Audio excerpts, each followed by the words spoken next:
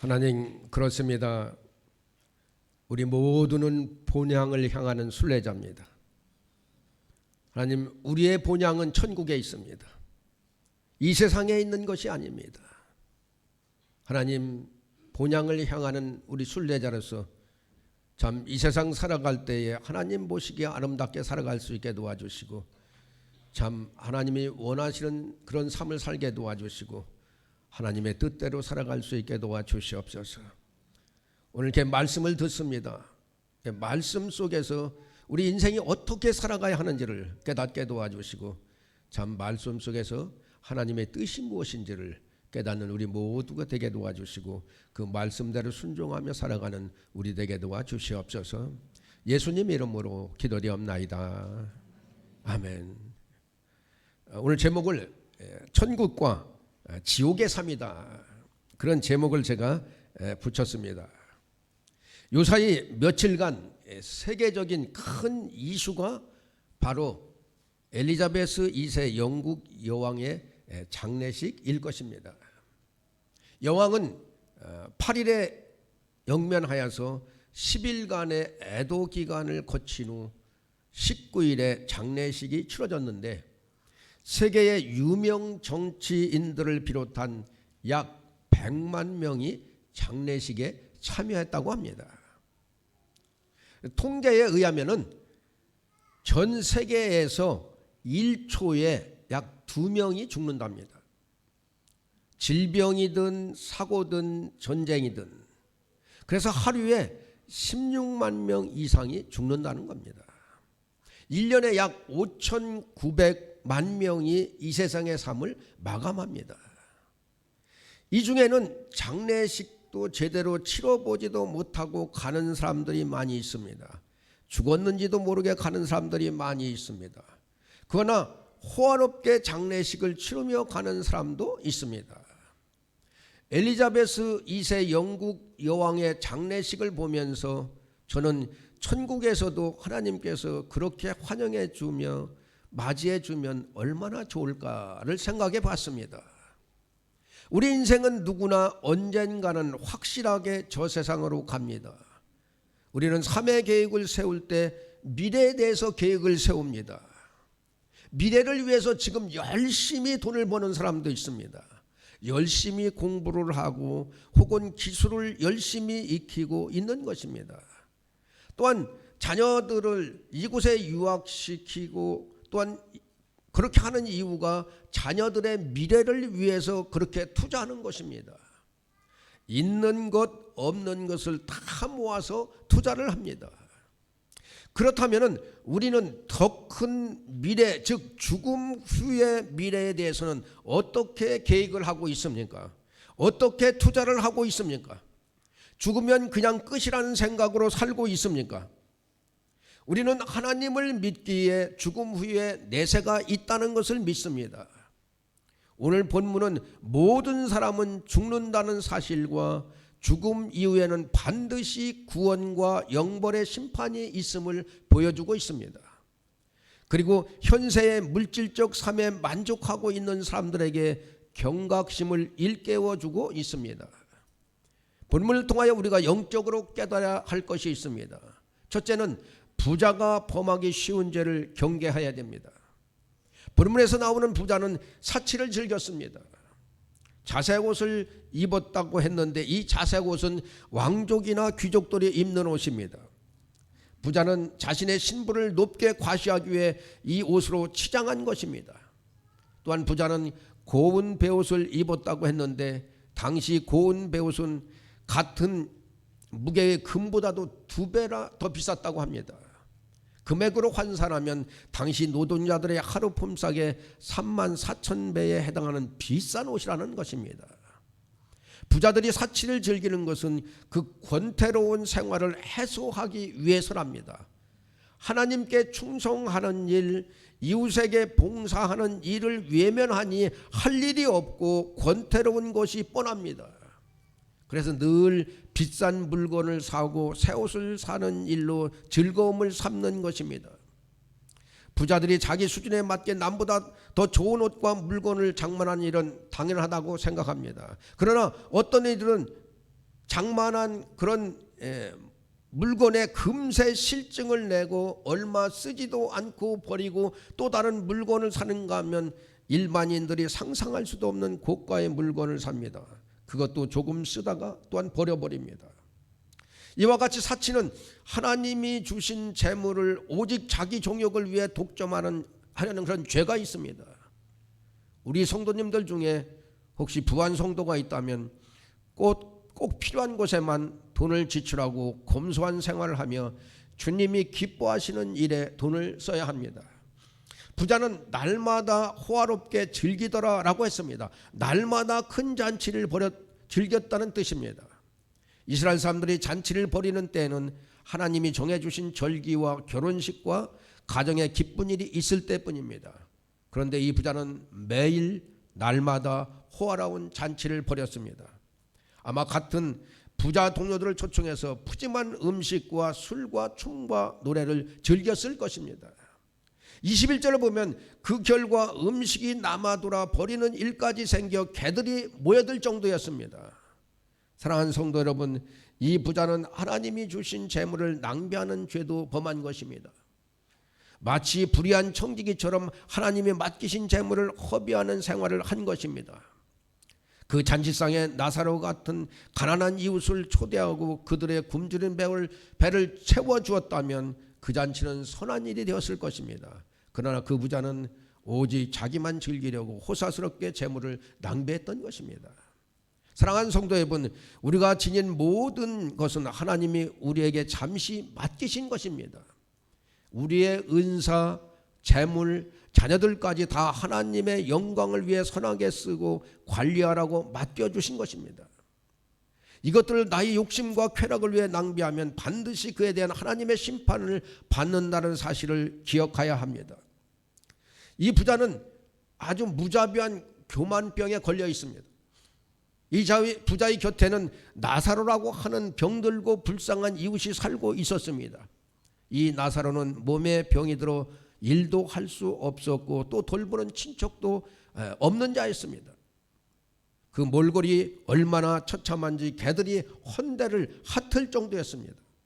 레위기 25장 35절에 보면 내 형제가 가난하게 되어 빈손으로 내 곁에 있거든 너는 그를 도와 고류민이나 동거인처럼 너와 함께 생활하게 하되라고 말씀합니다.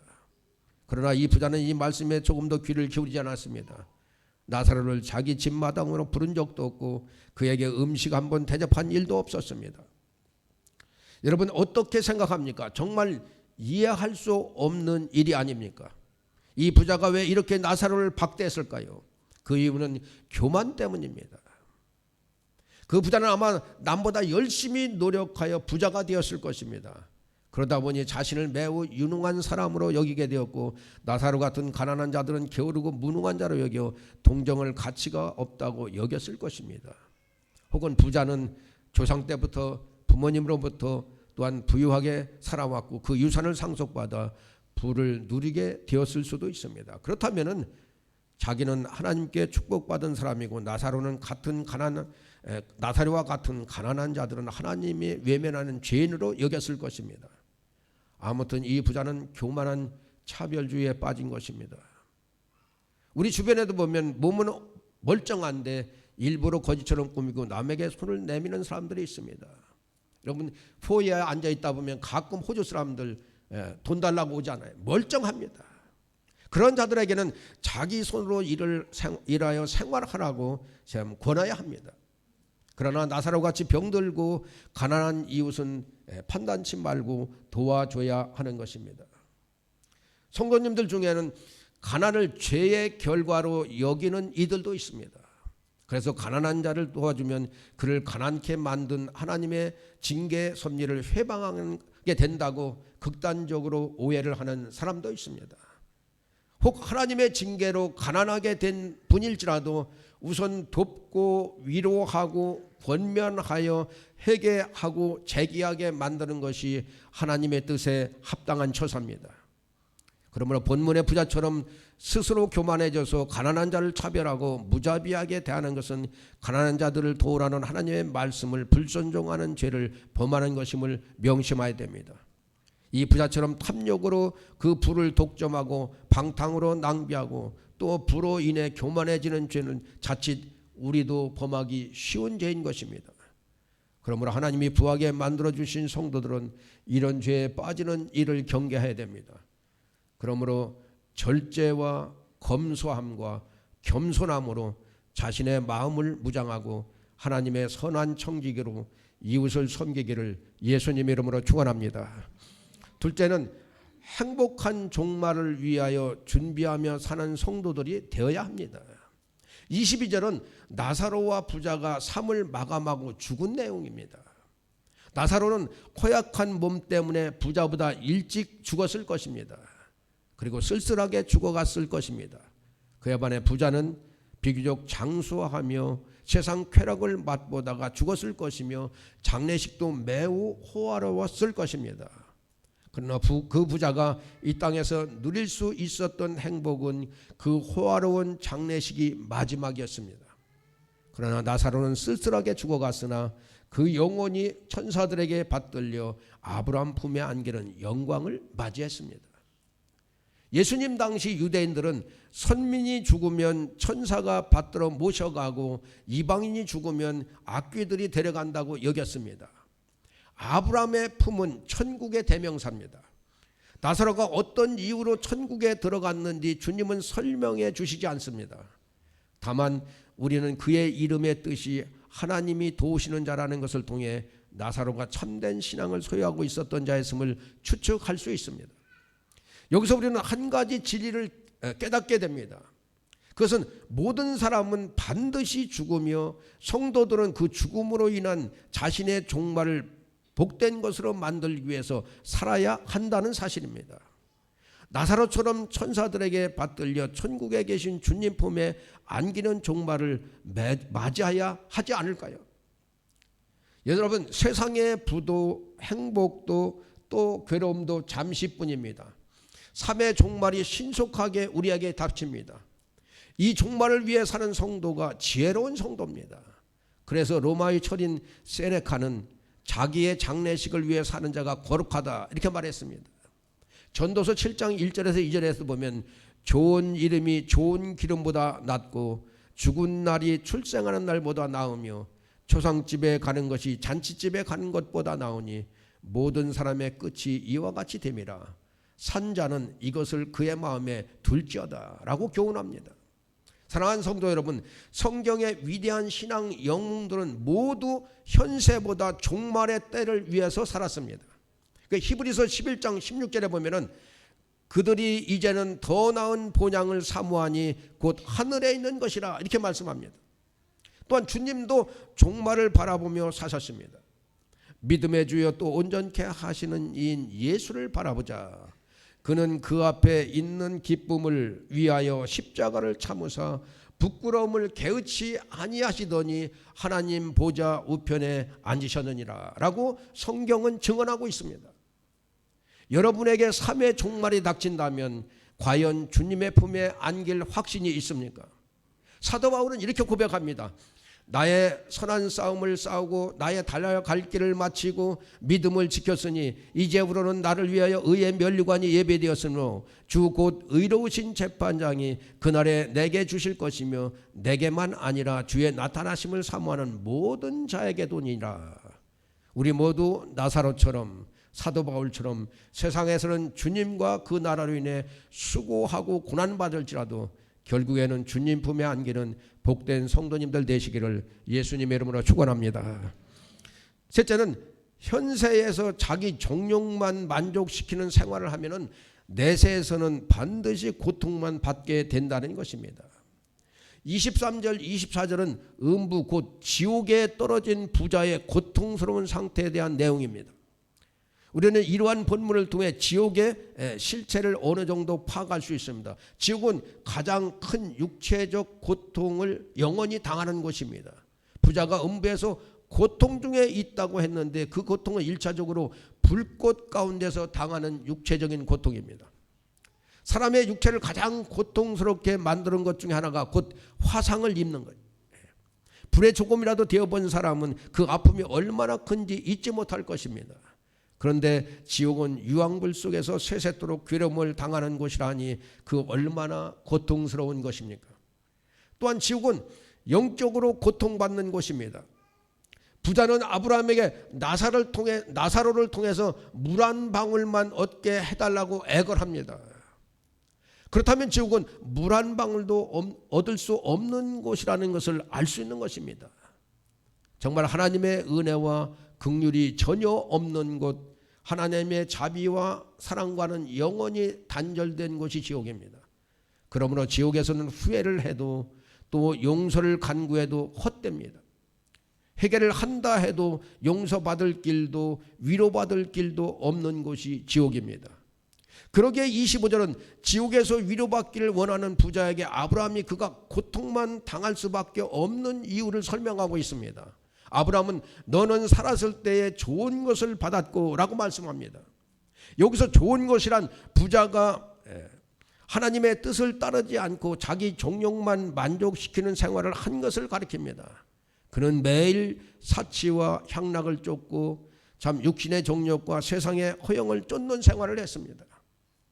가난한 자를 불쌍히 여기는 것은 여호와께 구워드리는 것이니 그의 선행을 그에게 갚아주시라고 라는 하나님 말씀에도 전혀 관심이 없이 이웃의 병든 나사로에게 일만의 동정도 보여주지 않았습니다.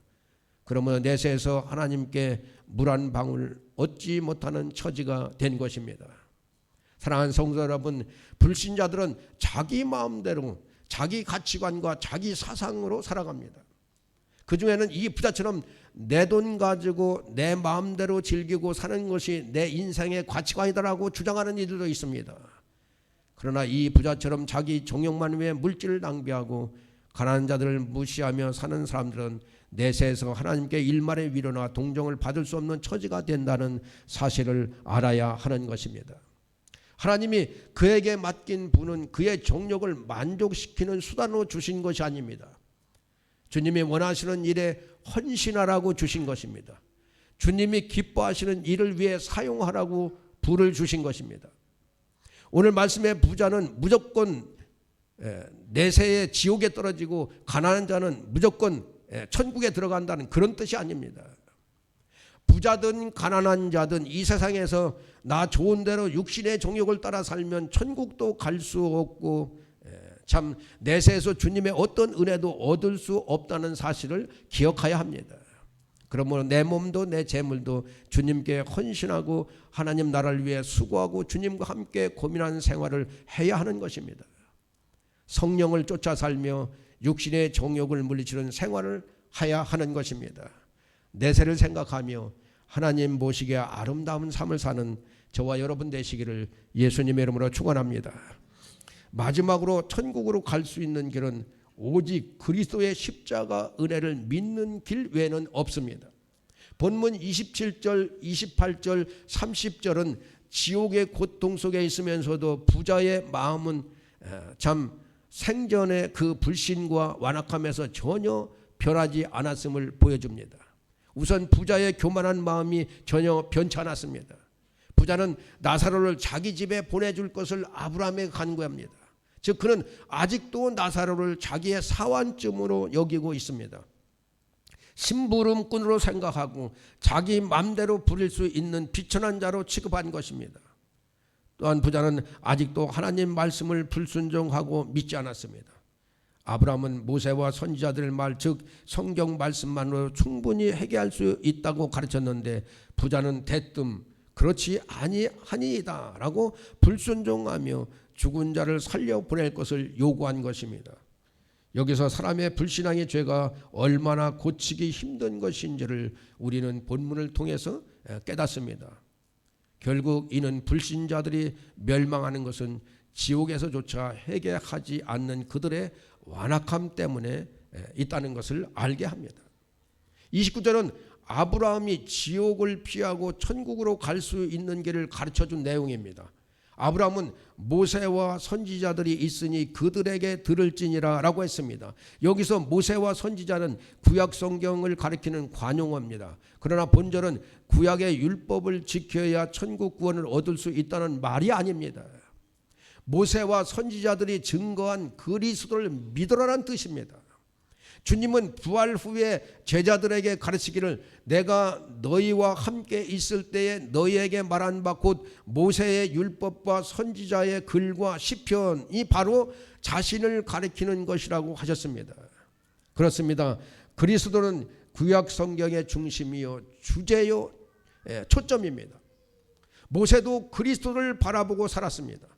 다윗도 시편에서 그리스도의 대속을 예언했습니다. 이사야도 그리스도의 십자가 대속을 예언했습니다. 또 레위기를 중심으로 쓰여진 성막의 속죄 제사나 제사장 제도도 결국 영원한 대제사장 그리스도의 속죄의 예표입니다. 바리새인들은 율법의 박사들인데도 이와 같은 구약 성경의 본뜻을 외면하고 율법의 껍데기만 관심을 쏟았기에 그리스도는 이 비유를 들어 모세와 선지자들이 예언한 메시아가 바로 주님임을 가르치시고 주님을 믿을 것을 권고하고 있는 것입니다. 사랑하는 성도 여러분, 사람이 진정 그 죄를 회개하고 하나님께 의로운 자라고 여김받는 길은 오직 구약 성경에서 예언한 그리스도와 그 십자가의 대속 은혜를 믿는 길 외에는 없습니다. 주님은 내가 곧 길이요 진리요 생명이니 나로 말미암지 않고는 아버지께 올 자가 없느니라고 하신 말씀을 기억하고 하나님 아버지께서 이 땅에 보내신 유일한 구세주 예수 그리스도를 굳게 믿어 천국 구원을 얻는 저와 여러분 되시기를 예수님의 이름으로 축원합니다. 우리는 본문 말씀을 통해서 주님이 주신 부자와 나사로의 비유를 통해 이 땅에 부와 탐심의 노예가 된 자의 패단을 보았습니다. 혹시 우리들이 꿈꾸는 것이 본문에 나오는 부자는 아닙니까? 세상에서 잘 먹고 잘 살고 출세하기 위해 몸부림을 치고 있지는 않습니까? 주님 말씀에 순종하고 주님께 헌신하며 주님이 기뻐하신 일에 힘쓰기보다 부자처럼 이 세상에서 그렇게 살려고 하지는 않습니까? 우리가 이 세상에서 살면서 가장 가치 있게 여기며 노력해야 할 일이 무엇이라고 생각합니까? 바로 예수 그리스도를 아는 지혜를 얻는 것입니다. 현재의 부는 언제나 사라지지만 그리스도를 아는 지혜는 우리를 영생으로 인도해 주시기 때문입니다. 우리 모두 그리스도를 아는 지식 속에서 신앙 성장하는 복된 성도들 되기를 예수님의 이름으로 축원합니다.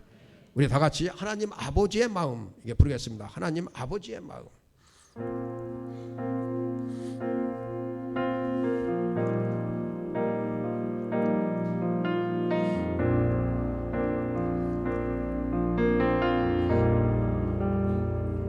아버지 당신의 마음이 있는 곳에 나의 마음이 있기를 원해요. 아버지 당신의 눈물이 고인 곳에 나의 눈물이 고이길 원해요. 아버지 당신이 바라보는 영으로 내게 나의 두 눈이 향하길 원해요. 아버지 당신이 울고 있는 어두운 땅에 나의 두 발이 향하길 원해요. 나의 마음이 아버지의 마음 알아. 내 모든 뜻 아버지의 뜻이 될 수 있기 나의 온 몸이 아버지의 마음 알아. 내 모든 삶 당신의 삶 되기를. 우리 한 번 더 부릅니다. 아버지 당신의 마음이 있는 곳에 나의 마음이 있기를 원해요. 아버지 당신의 눈물이 고인 곳에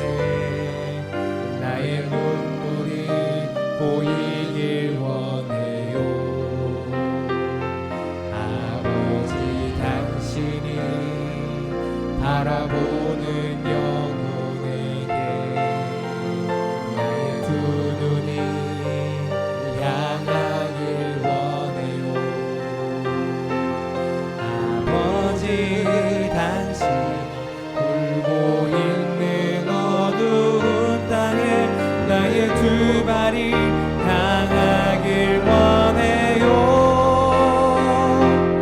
나의 마음이 아버지의 마음 알아. 내 모든 뜻 아버지의 뜻이 될 수 있기를.